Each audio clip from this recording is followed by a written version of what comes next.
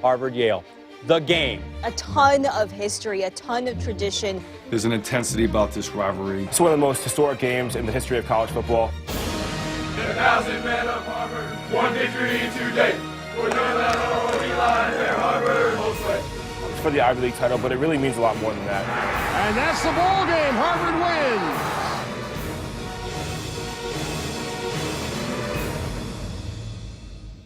For more on the game, as College Game Day is set up shop for tomorrow's kickoff for the first time in program history, Game Day's Gene Wojciechowski joins us from Harvard. And Gene, how would you compare this special rivalry, the oldest one in American sports, some of the great rivalries that we've seen in football like Auburn, Alabama, Michigan, and Ohio State?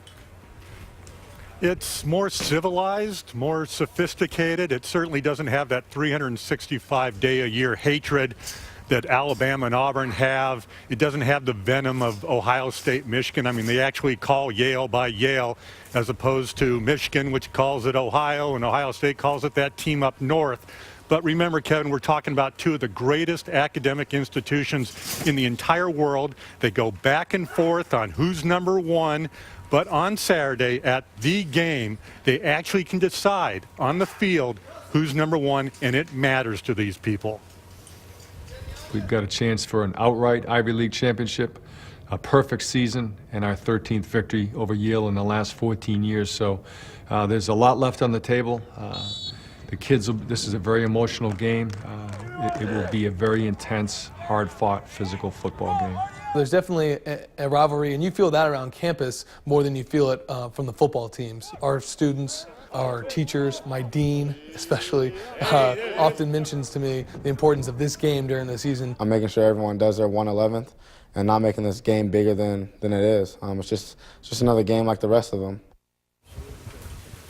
I can tell you, having been at the final practice last night, a final full practice here at Harvard last night, it absolutely matters to these Harvard players. They had the senior last lap, which is the senior class walking slowly around the inside of the stadium after that final practice. A lot of emotion, a lot of tears. I was standing next to Harvard coach Tim Murphy. He had tears in his eyes, and he said, you know, it seems like just 15 minutes ago, I was recruiting these seniors.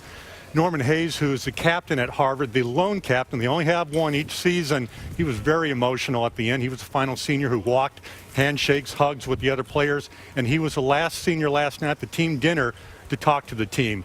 It actually means something to these guys, this game. Yeah, Harvard could finish undefeated and win the Ivy League with a victory tomorrow against the Yale team that comes in at 8-1. This game is traditionally known for having some of the greatest pranks played on each other by the students on both sides. Could we expect to see anything tomorrow?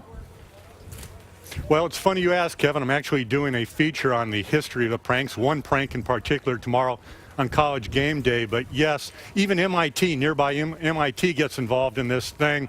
Security has been ramped up. They have double the amount of police presence and security on hand for the game itself. They're keeping the stadium lights on all the time at night, and they have 24-hour security guards at the stadium to try to keep the Yale students and the MIT students out for pulling a prank, but that's not always successful, Kevin. Gene, did I hear that we're going to see a prank tomorrow on College Game Day?